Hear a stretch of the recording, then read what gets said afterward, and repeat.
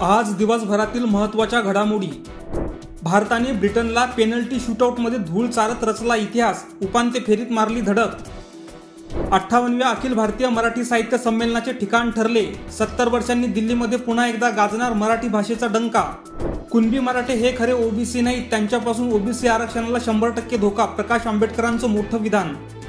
नारायण राणेंनी मला फुकट धमक्या देऊ नये, मनोज जरांगे पाटलांचा इशारा. मध्य प्रदेशमध्ये मोठी दुर्घटना, मुसळधार पावसामुळे मंदिराची भिंत कोसळली, 8 मुलांचा दुर्दैवी मृत्यू. पुण्यात पुन्हा पूरस्थिती, खडकवासला धरण 65% खाली करा, अजित पवारांच्या सूचना.